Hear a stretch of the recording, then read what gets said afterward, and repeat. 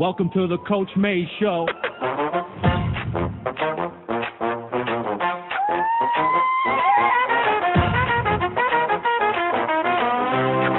We winning, and do not apologize for it. Confidence, composure, class. The setback leads to the setup. Hey guys, welcome back to Win, the Coach May Show, where we don't apologize for winning. We win with confidence, composure, and class. We're going to have the confidence to obtain what we want in life. We're going to understand that composure is when adversity hits. It doesn't derail our desire to succeed. It intensifies our desire to succeed. And class, we're going to talk a little bit about that today. No one's going to remember what happened. They're always going to remember how you reacted to what happened. So, off script today, just going to tell a little story. In 2022, I was approached by a gentleman that had a 8th grade son that wanted to transfer to our program that I was coaching at the time. And it was, there had been several impromptu run-ins and, hey, coach, we're going to call you about our son transferring this or that. I mean, obviously it was a compliment that we were doing things the right way. And he saw that the investment was different in what we were doing with our kids and our program at our school at the time. And it's something he wanted for his child. But, I never really took it seriously. And then I got a phone call, and I thought he was serious about his son transferring. His son's a good player, prolific scorer at the high school level, and is playing Division I basketball now. And the conversation was recorded without me knowing about it. Did I do anything illicit? Did I promise playing time? Did I offer money or anything like that? No, not at all. Matter of fact, you can listen to it. I think it's had well over 1 million views on social media, probably over 2 million by now. But it was a trap. And why this person chose to do that and the people that he planned it with, it was a concerted effort by people at that school. I will never know, and I don't want to know. I don't care. This is where I insert that peace is underrated. And when we consume ourselves with trying to figure out why people harm us, it sort of steals us of our peace. But it's hard, because you want to try to fix things. You want to try to have revenge. You want to try to, figure it out and make them feel the pain that you're feeling. And it never works out that way. So the best way is just to sort of move on from it and gather yourself and have peace. But it was a big deal. I ended up losing my job over it. It was a big deal in the state of Kentucky and the High School Athletic Association. It sort of matriculated up to the information I've received as the governor's office. And it was a hard time for me. My health plummeted. First time in my life, I think I had bouts of depression. It was embarrassing. It was shameful. And really the act in itself wasn't shameful or embarrassing. It was just the attention that it was getting was embarrassing and brought shame. Shame is a powerful word. Man, it makes you feel really low. And what was shameful and embarrassing about it was that I broke a rule. And it was a rules violation. There's bylaws in our state association that says you cannot speak to an unenrolled student, regardless if it's a middle school student or a high school student at another school. If they're not enrolled in your district, you can't talk to them. There are people that can. Those people are called designated representatives, but you cannot talk to them. And so I obviously broke the rule. Well, what's easy to do is justify it and say everybody else does it. And anybody listening to this podcast today will know that the majority of people do it.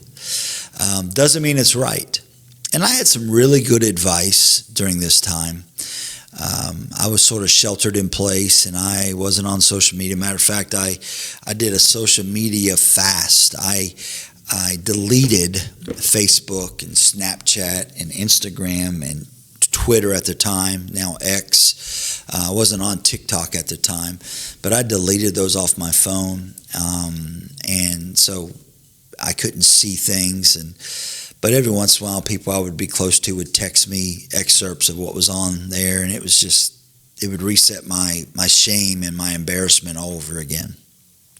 And sure, I had legal recourse. I had several attorneys reach out from all over the Southeast region. Really, I had an attorney in Atlanta that reached out to me, and an attorney in South Carolina that reached out to me that had successfully won cases. I don't know if they're libel cases or slander cases that were telecommunication laws and where somebody was wrongfully recorded.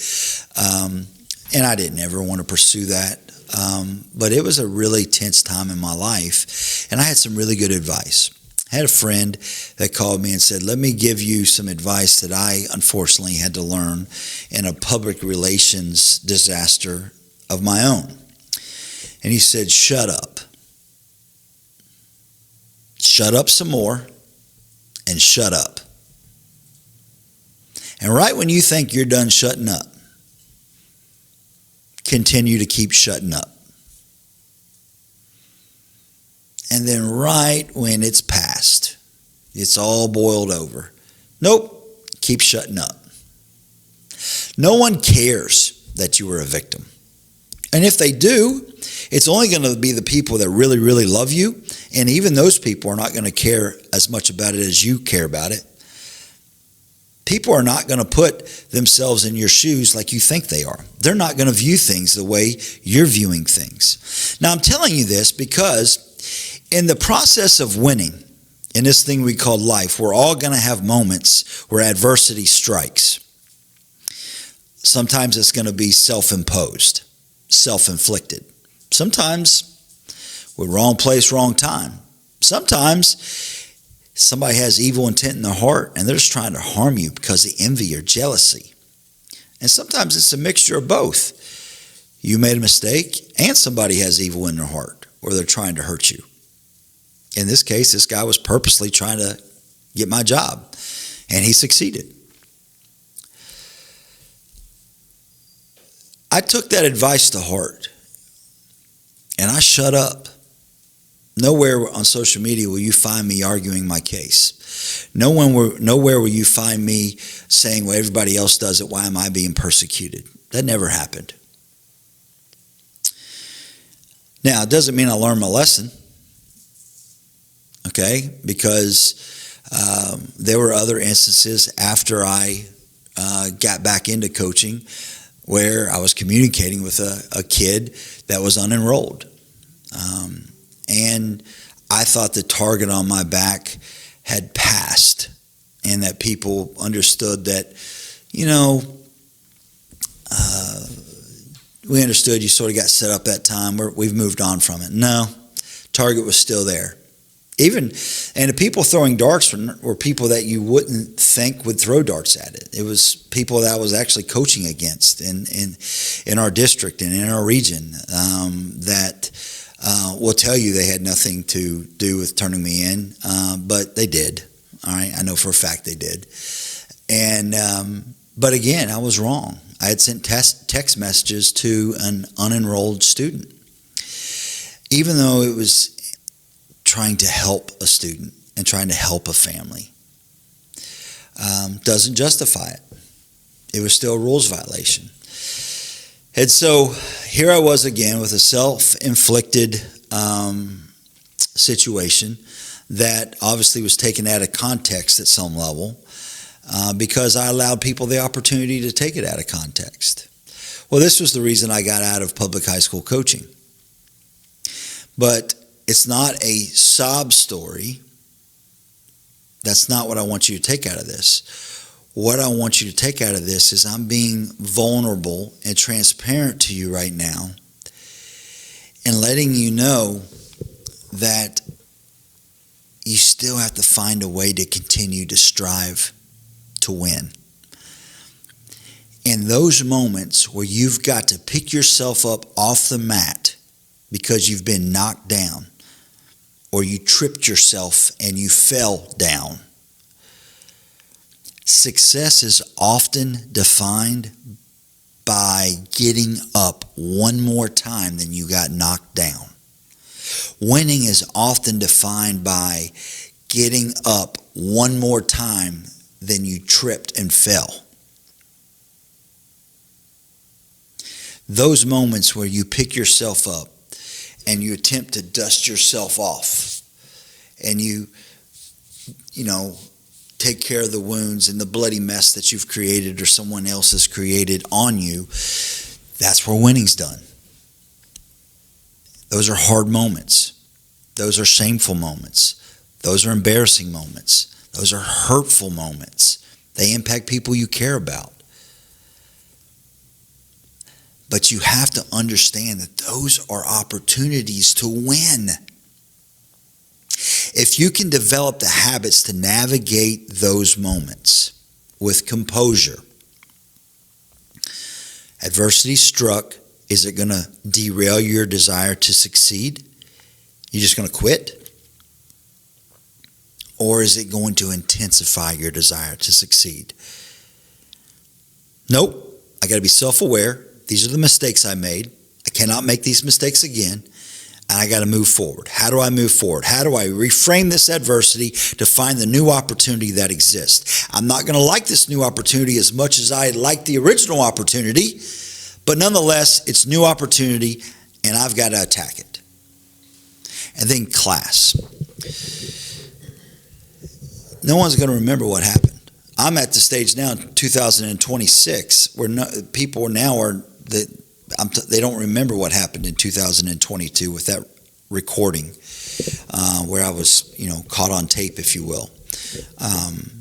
So I know that time is passing, but the point is, the principle is true. No one's going to really remember what happened, but the principle is also true. They're going to remember how you reacted to what happened. So if I would have got on social media and I would have filed lawsuits and I would have just lambasted people who were commenting and taking things out of context, and people who thought they knew what was going on, and people who called me everything but a good person, if I would have just tried to counterattack that, that's what would have been remembered. That's what would have been the legacy from that. And so I want to encourage you, if you're going through a hard time, whether it's self-inflicted, you've made a mistake, or whether somebody is just trying to take you out. There are people that just cannot corral their envy. They cannot corral their negative emotion. And they come after you. Those people exist. And if the combination is you made a mistake and somebody with bad intent is coming after you, if you're going through that right now, it's time for you to start winning. You do that with composure. You shut up. No one cares if you're a victim.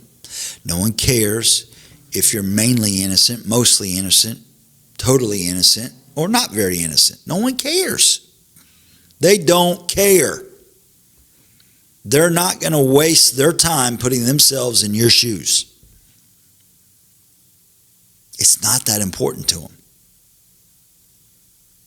But if they can get some clicks and some likes and some attention on social media by making fun of a reaction that you made to what is happening, they'll take full advantage of that. Don't give them that opportunity. Shut up, have composure, and demonstrate class. You're not the only person that's messed up.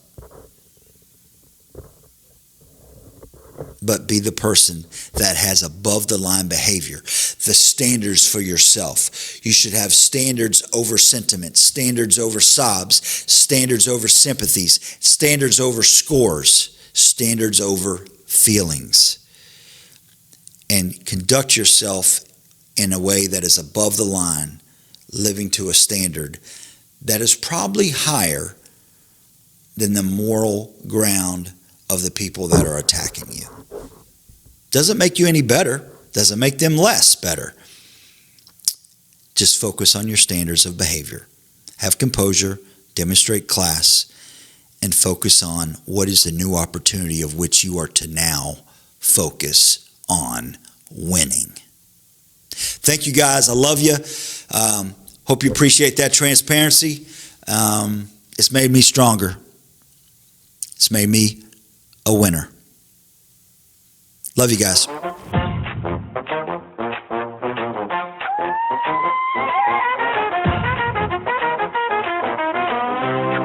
We winning. And do not apologize for it.